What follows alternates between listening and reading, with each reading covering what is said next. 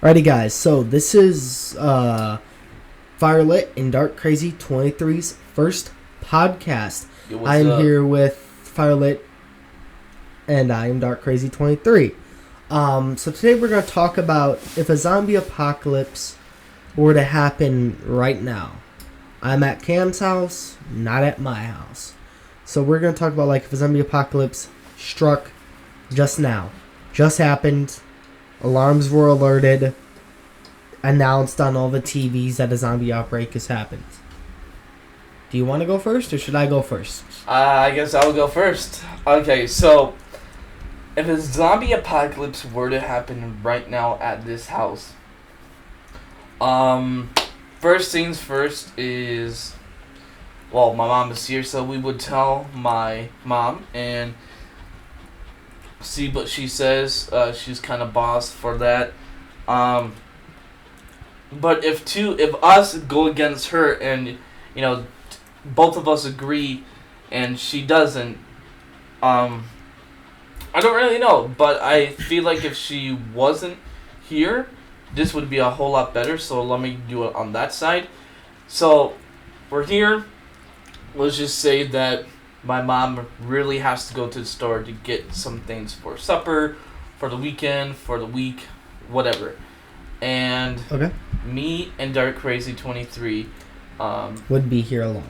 will be here alone. And, it's going to take forever for mom to get home because she is going to Walmart.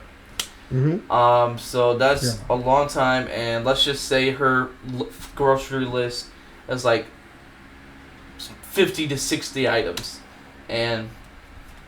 or more. So when we hear this and the whole beeping thing starts rolling, saying zombie apocalypse is here and stuff, the best option I would have to say for me, in my opinion, to be honest, just find ways to border up the doors. If I know mom will be home before the zombie occurs in the area, we'll make sure that it's her, and then we have to make sure that the border up the doors is not possible to come in, but also impossible to get in, so we can let my mom in before the zombie, whatever. And then from there, I don't really know. So I guess that's it for me. So and for just to add to you, one key element I would like to add if you're gonna bring up. your mic close. Okay, one key element I would actually like to add if you're gonna board up and stay in your house. That's not a bad idea, but there's one idea you really need to look out for. What if the zombies end up breaking in? You need to have at least one way, like a back door or something, that is a way for you to get out of the house. Because no matter how boarded up you are, with enough zombies around, they can break through your door eventually, and you're going to need an extra escape route. So make sure you have everything planned out and you have an escape route set. Where, like, for example, it'd probably be best to choose an escape route where not many people would be able to get to that area. Like if you had to get on top of your house, get to an area where you can jump down at, where you wouldn't hurt yourself. Or if you have like a car or something, jump down from the roof on top of the car, and then try and get as far away from the zombies as you can without making much noise. Now, what I would personally do is I would probably want to go see my dad, given how I am at my friend's house. Make sure he's okay. But given how it would be a 10-minute drive and about like almost an hour walk, I would probably call my dad for the services to get down, tell him board everything up, get somewhere safe. I'm okay. I'm at his house. We are taking precautions. Make sure that my dad and my family is okay and safe. The second thing I would do, not only help Cam board everything up and make sure I have an escape route, but we should pack. Like, those little, I forget what they're called. It would be what everybody would kind of use at school when they didn't have a backpack. The like little bag thing that they would zip up, or like tied together with those strings. You know what I'm talking about, Cam? I forget what it's called. You know what I'm talking about, right? It would be like those little bag things that people would have in school that they would take stuff in, like in elementary. Like it was like a backpack, but not. You have no idea what I'm talking about? It has like suitcase. Not a suitcase. It's like a bag. Well, I don't. It's like a bag, and they would just like put it on their back and then strap it, and if you like pull like this, the tighter it gets. Yeah. You know what I'm talking about now, right? Kinda, yeah. Well, basically, you need something like a little survival bag, pretty much, is what I'm trying to say. Fit only necessary things and small things. Don't get anything too big that could weigh you down, or anything that could potentially make everything not fit in there. Of course, you want some water. You probably want something that you can use to start a fire with. You probably want a little bit of food. Canned food can be very good in those situations. And you need a weapon, of course.